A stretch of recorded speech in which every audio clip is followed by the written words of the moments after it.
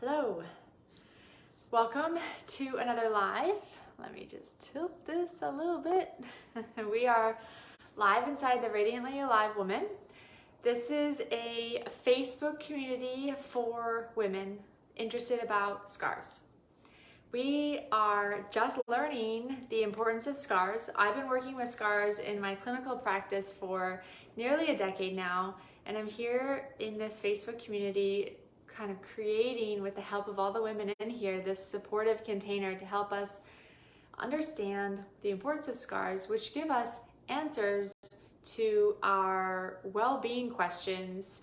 Many women right now are struggling with a variety of different symptoms, physical and emotional, energetic in nature, and maybe they're receiving incomplete results or short-term results, or they just haven't quite nailed down that thing. There's still a feeling of lack, still a feeling of missing something. So this is to give you answers. Then, just as important or more important, it's to give you a direction and a path moving forward.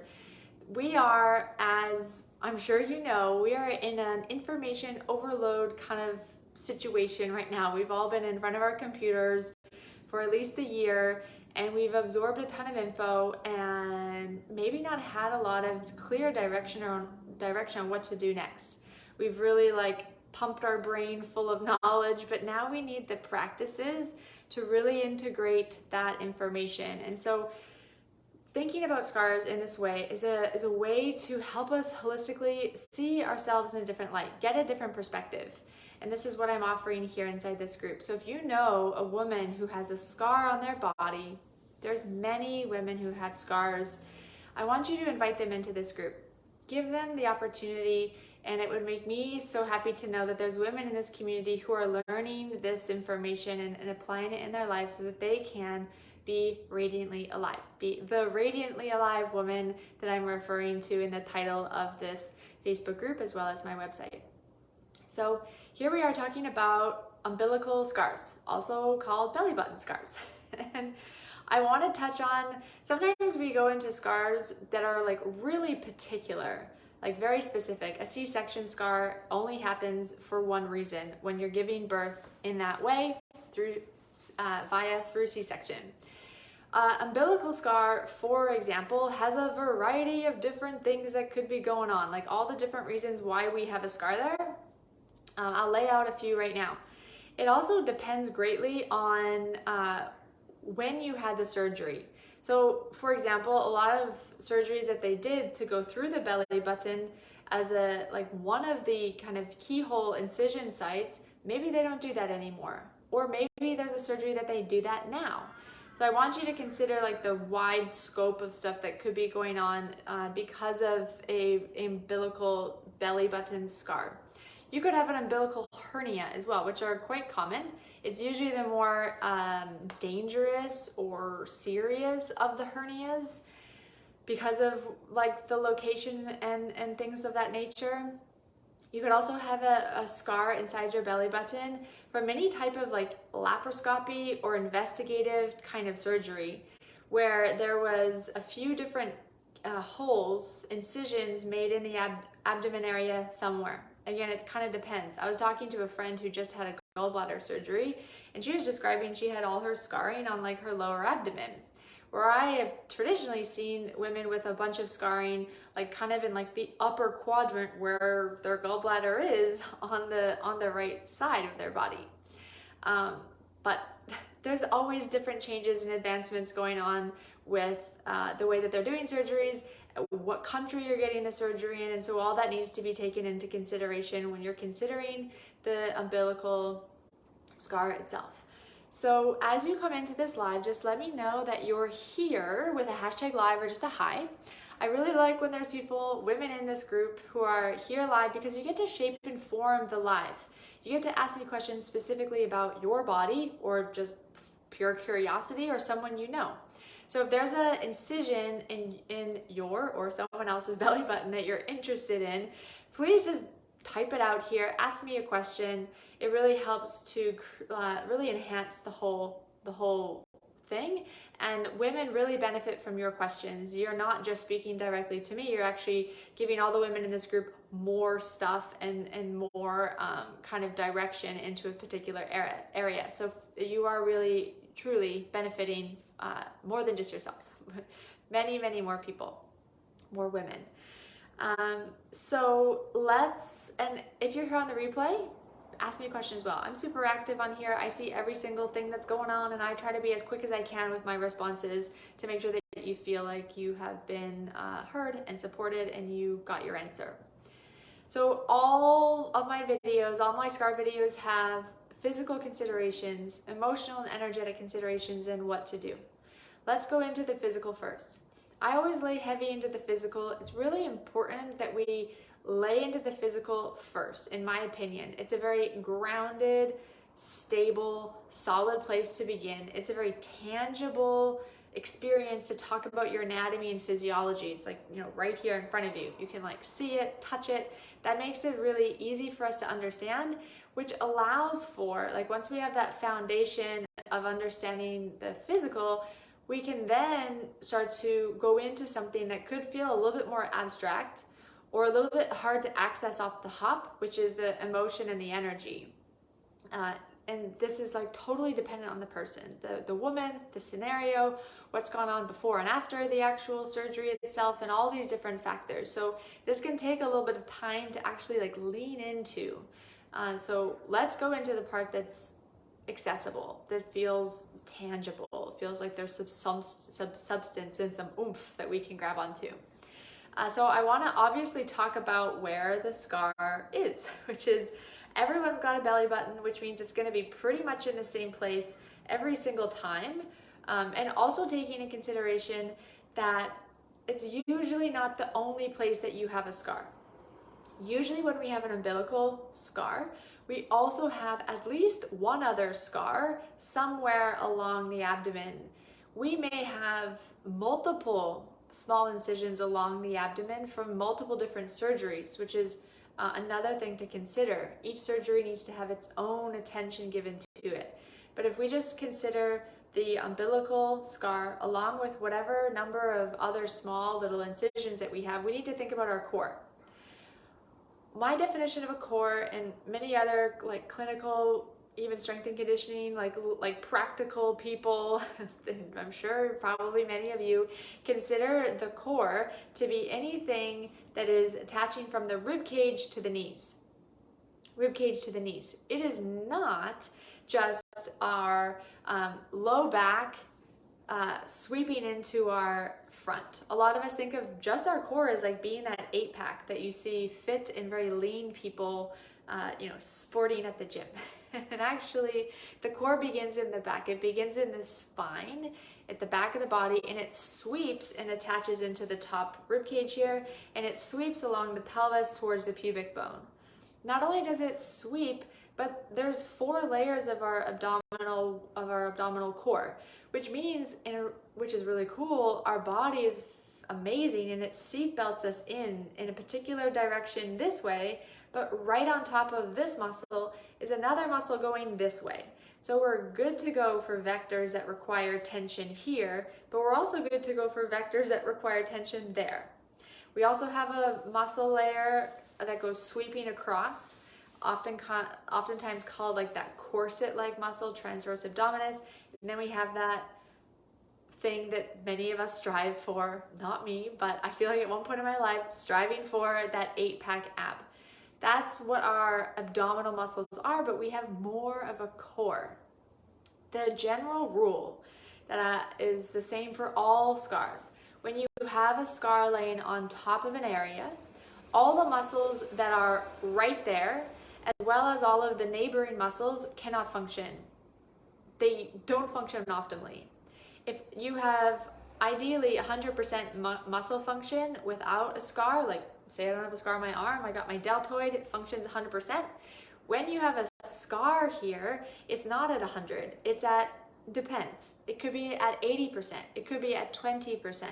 But the general feeling that people feel with this kind of scarring on their abdomen is they feel like they have a very vulnerable low back. they feel like very, like it could tweak, or like there's a niggle there, or something is always present where they're having to like monitor or brace or guard or protect how they move. This is a very common thing, and that's because of the scarring that's going on the abdomen. Because our definition of core is rib cage to knees, that could also be going on like elsewhere, like in the femur, like the thigh, into the glutes or the pelvis, the like lower abdomen, that feeling of vulnerability, of like easy to tweak or easy to strain, or feels like there's like some significant amount of pulling. That is what's going on. Probably the culprit is coming from the umbilical and the neighboring scars. Another interesting thing to think about with the belly button is, because we all have a belly button in the same place, is it almost always lines up with our center of mass, like where we hold our center of mass, all of us. If you were to draw a straight line, like I do this vector thing every now and again, let me just come to the side. If you just draw a straight line from your own belly button straight at the back, that's gonna hit somewhere around your your L3 or your L4. We have 5 lumbar segments in our lumbar low back. So I'm talking about segment number 3 and segment number 4. What are you going to feel in relation to that? What am I talking about? You may feel it very challenging to keep your balance. Like you feel like you're falling a lot, like you're falling over your feet, or you have trouble feeling aligned or straight. And you just like, you would think of yourself as like a person who has poor balance, or who's always tripping over their feet, or kind of like a bit fumbly. This is really common. You hear people saying these things who have umbilical scars. And this because they can't quite manage their center of mass very well because of the scarring that is there. We are constantly like moving our center of mass around.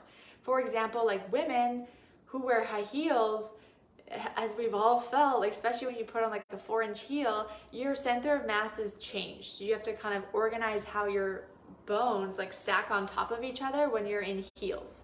It feels different. You have to accommodate that change in your foot and the change in how you walk with the pressure of the heel and all the kind of knock-on effect.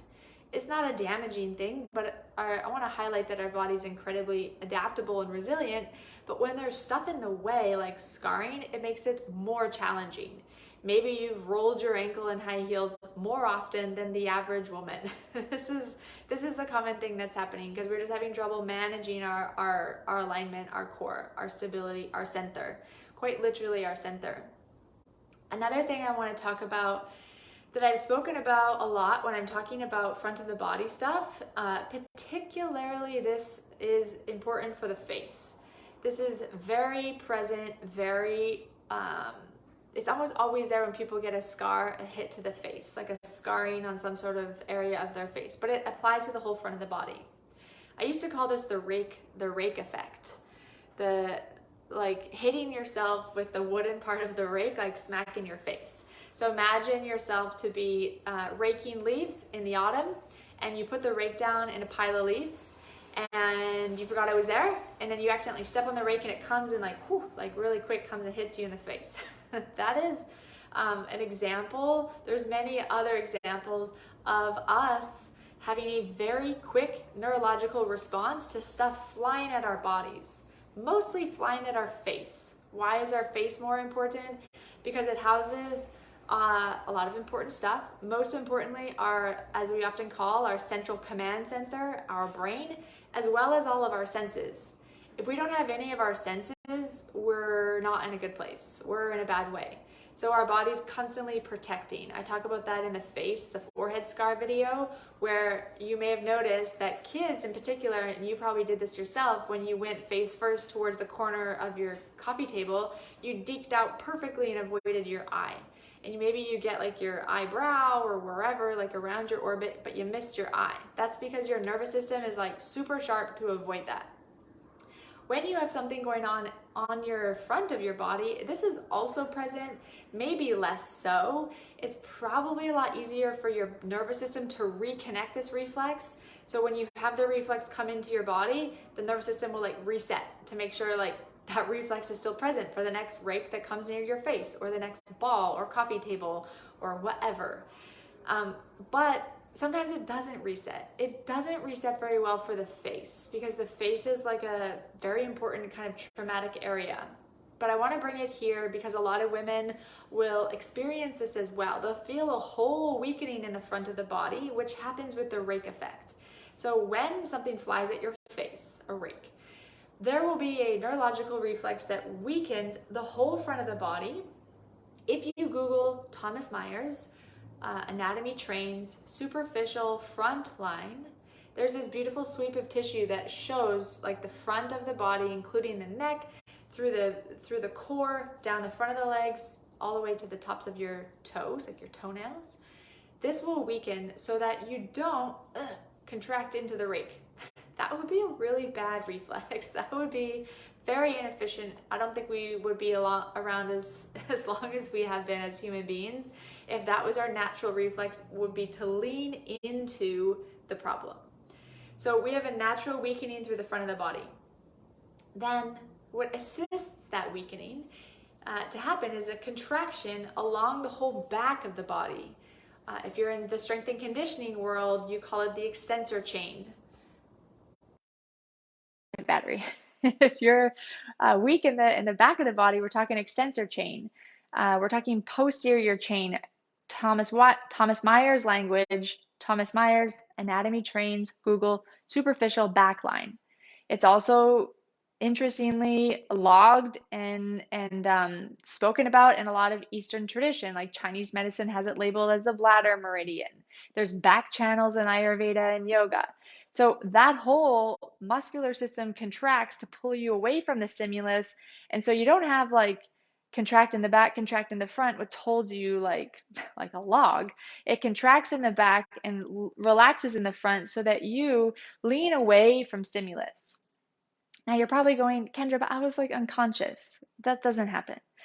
Your part of you is unconscious, but so many other of your body systems are still processing. So you are in a way unconscious, but your nervous system remembers, which is, we don't need to go down this like rabbit hole, but we all know and have heard of stories of when our parts of us are conscious, when other parts of us are unconscious, when we are in those phases of waking up after a coma or near like death, dying experiences. There's these different things that are somewhat unexplainable. So our nervous system is never unconscious. We'd be in big trouble if that was so.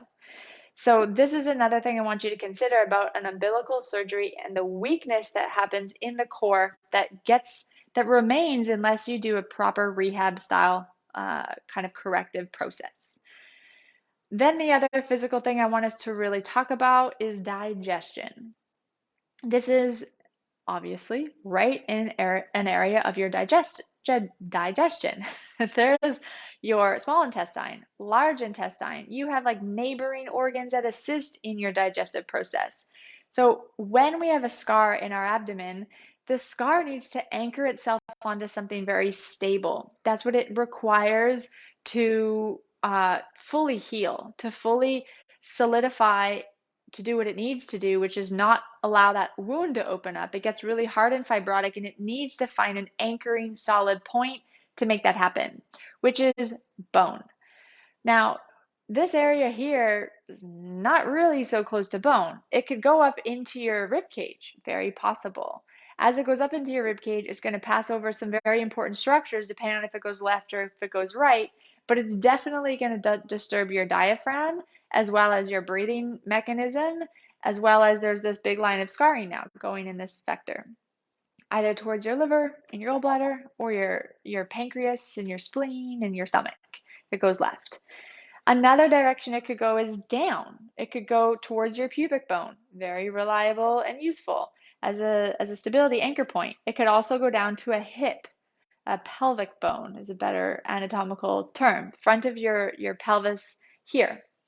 Again, it's a pretty far journey, and it could get caught up in a lot of stuff. It could get caught up in like uterus, reproductive organs, urinary stuff like your bladder, and obviously so all those digestive organs I just spoke about. So you need to consider that because the incision on your belly button is pretty small. We're not talking like a huge scar, but nonetheless, it still needs to be maintained and closed. So the body will search for a stable anchor point. A lot of the time, what it does is it will like wrap around the actual like inside bit of your umbilicus, your belly button, and that can make for some discomfort, and it could also make for it embedding into your small intestine, which is uncomfortable.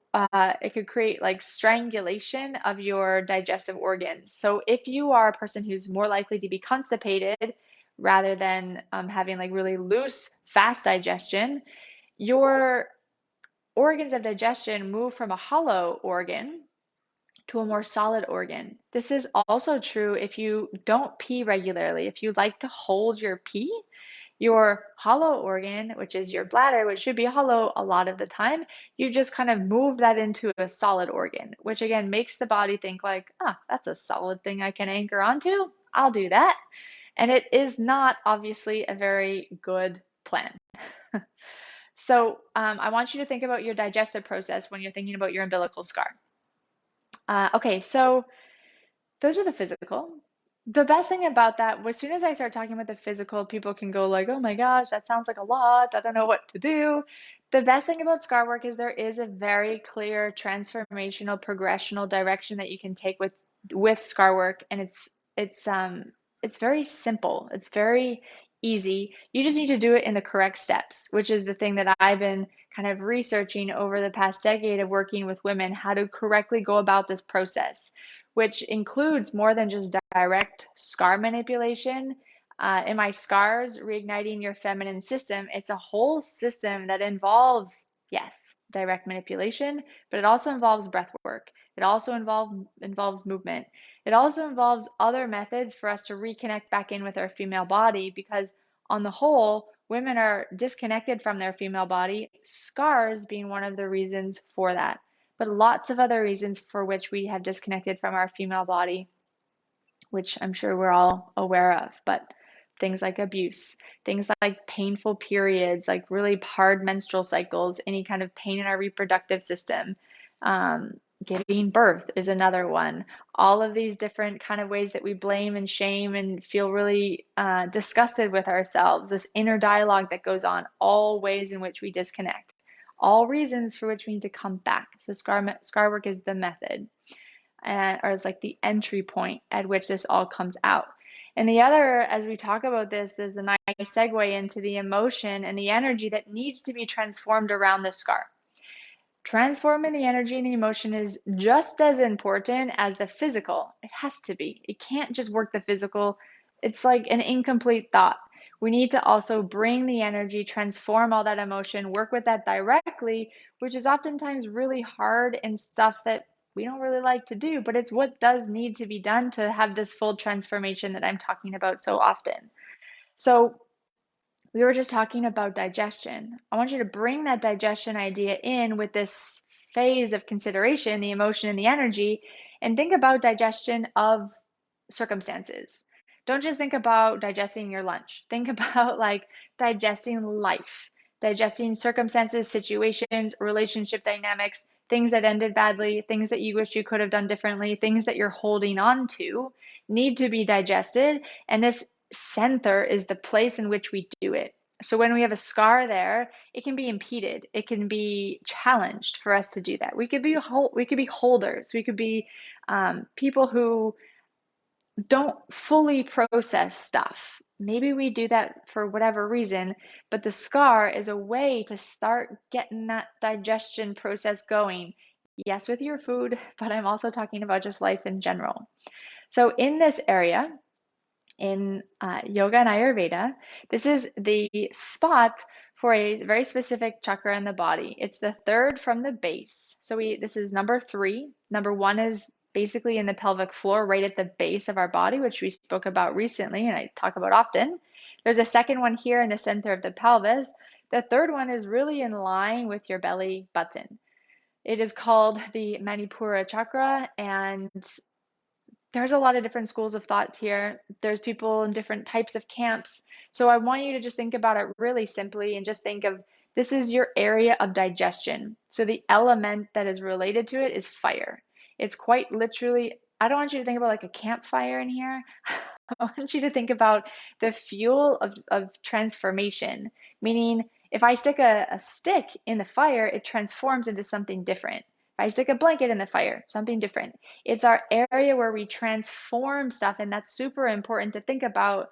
We need to build that. This area really is like our place to build, generate, and fuel our own energy, our own sense of transformation. So, in some senses, this is a kind of ambition, motivation kind of builder, but on a larger scale, this is just how we work through our own stuff. And we want to embrace that. We want to really make sure that this is clear and open for that to happen. And when there's scars in the way, that whole thing could be impeded.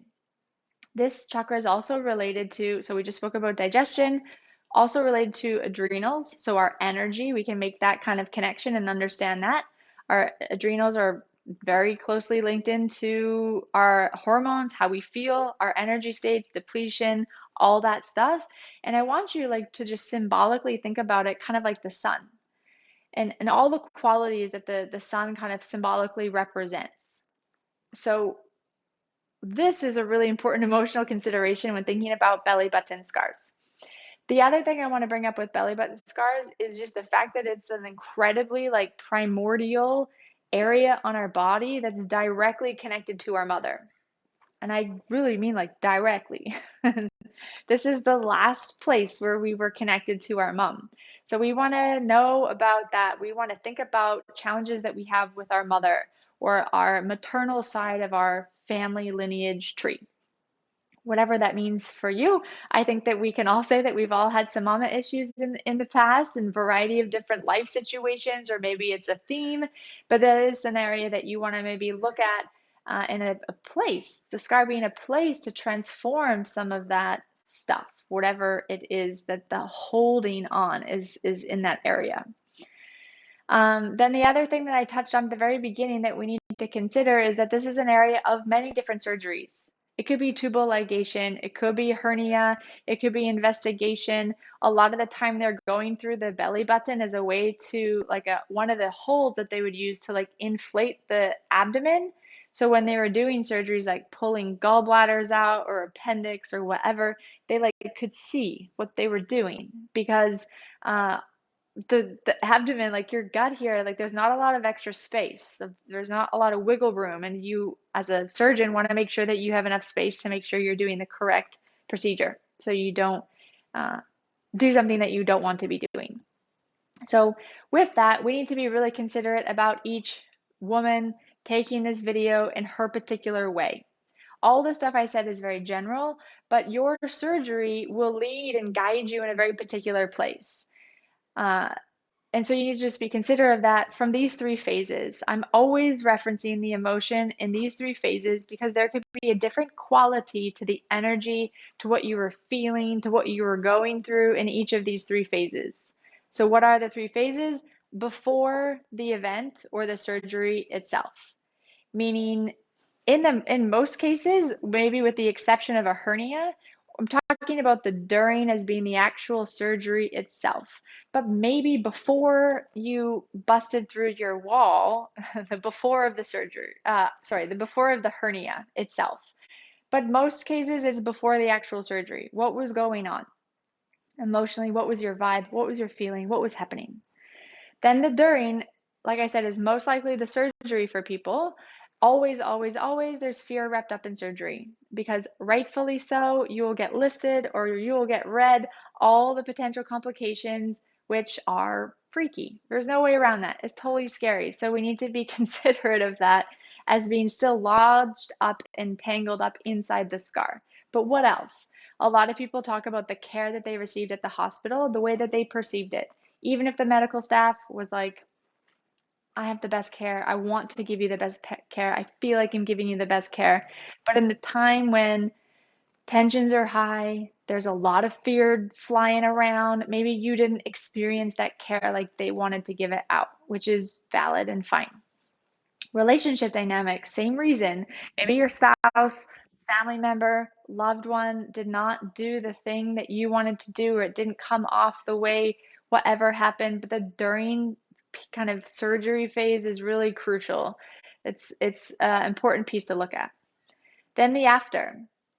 The after is kind of a long phase, because if you're dragging around these feelings for a long extended period of time, post-surgery, it could be all the way up to present day. Meaning, like, how you feel physically about your body. How do you feel when you look at yourself? What kind of things are you telling yourself? Like body shame, feeling not this, less than, whatever it is, that's probably or could be present. Maybe the surgery left you with unable to do something that you really enjoyed doing previously. Like the trickle down effect of these small little seeds that we implant into our life, they're a huge deal. So we really want to be considerate and aware of the impact of surgery like this has on how we view, like our lens at which we view the world and how we live and the decisions that we make. So after is important. So that's the emotional considerations I wanted to touch and talk about. If you have any questions about any of those, let me know. I spoke kind of like quickly because I wanted to make sure I got them all out before we go into this next phase here, the what to do. Like I said, this is so important to me that you feel like you have a what to do, because so much stuff these days is kind of just breadcrumbing you along, not giving you the what to do. So because in general, an umbilical scar, a belly button scar, is quite small in its incision, and because therefore it is usually an okay scar to go about touching manually first. This does not mean that what I'm about to tell you applies to all scars in your body. Don't start doing this technique somewhere else, because it may not be the thing that needs to happen first. Trust me when I say that. Just follow the game plan here. So let's do this what to do only for your umbilical scar, and only if it's a very small like incision. A lot of women don't even know where their umbilical scar is. And that's because it kind of, for a lot of people, to a small or a greater degree, they feel like aversion and like icky, like gross when they put their finger in their belly button. That may have been there prior to the surgery, but it's most likely there now after the surgery.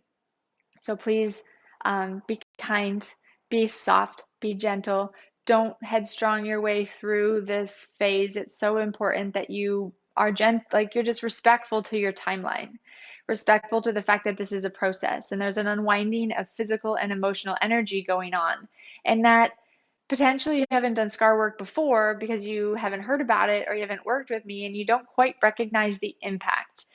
There's so many women here who share these massive insights or these like big aha moments or this huge unraveling of emotional energy or of physical stuff that goes on. It's really amazing what people share with me, and don't discount your own transformation. Go at a pace that feels kind. So before we get into the what to do, I'm going to say this thing that I say every single time. You got to go through this 3-part practice for every single scar. For every single scar, meaning like the one that you have in your belly button, as well as the partner one that you have for the same surgery. Okay? It may be a little bit overkill, but just do it because you get the benefit of the doubt, and you really, it's a step that you start to understand yourself very deeply. It's really important. So yeah, I love the what to do as well. It's so crucial that we just rest on these small little bits and run with it. So the 3-part practice that you do with every single scar is you first address, sorry, I started like jumping into the other thing.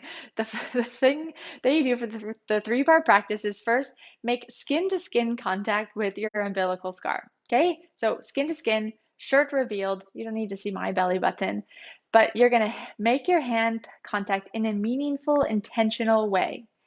Meaning you're already setting the stage for being like, I'm about to do some potentially deep work here. Not like I got 5 minutes and I want to feel what my scar is doing. I got to like push on here real hard. I mean, like meaningfully contact your body in a way that feels like you're connecting with yourself. Touch is the only sense that we have in our body that's bi-directional, meaning both things that are doing the touching receive benefit. Every other sense in our body is a one-way highway. This is a two-way highway. So you're making close, intentional, meaningful contact in an environment that feels very safe, comfortable, sitting or laying, a place where you can stay and hang out for a while. Closing your eyes. That's step 1. Step 2 and 3 is to grab physical qualities as well as the emotional and energetic qualities.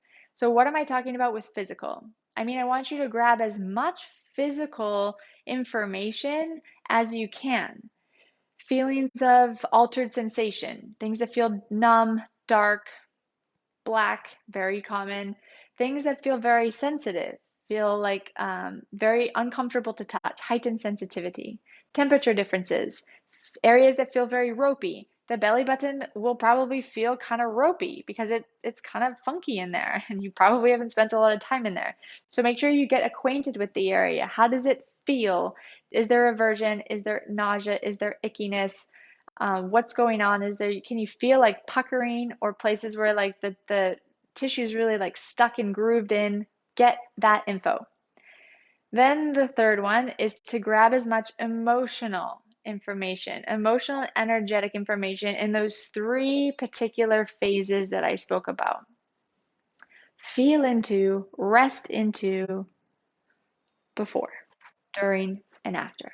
Grab that, like rest and relax into that so that you know. You don't have to know it all, but at least you know what you're headed for. You have a glimpse of the potential transformation. If you touch that and something comes up that's kind of insightful or revelationary, and you're like, whoa, I didn't know that. And I didn't feel that my scar was so stuck there. All those things are really important to know as a baseline so you know how much transformation potential is possible. And you won't know it all. There'll be stuff that you just get surprised by, but at least you have a starting point. At least you have that solid kind of acknowledgement that this is where you're at. Okay, so now we're going into the thing that you can do just for umbilical scars, okay? So we actually just went through this kind of technique for the piercing video that we did Tuesday, 2 days ago. And it's really important that you do it for these really small incisions that I'm talking about.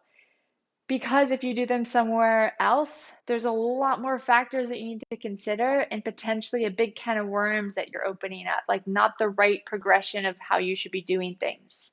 So for a belly button, I want you to very simply just pull on the skin with medium pressure. You're not trying to like squeeze and pinch your skin as if you are going to bust through your skin, like pierce your own skin with your finger grasp. You're going to pull the skin up with medium pressure. You're going to pull the skin up with medium pressure. And then I want you to gently hold that up for a period of time. So depending on your fingers, you may be able to hold this up for 10 seconds and then your fingers get tired. Maybe it's 20 seconds. But hold it up for a moment and then you're going to let it go. Let it just drop back in. It's really good for the lymphatic system, for the fluid system, for the circulatory system to feel you doing this pull up, pull down. Okay? So holding as much as you can, pull up, pull down. I'm pulling straight up, but you can start to pull over time. Like maybe you do 1, 2, or 3 pulls straight up, but then you can pull on a slight angle. Same scar area, because it's not going to be a big incision, but just pull to the left or pull down or pull to the right and then let it go. And then do that 2 or 3 times and repeat, pull to the left 1 or 2 or 3 times, holding for 10 to 20-ish seconds each time.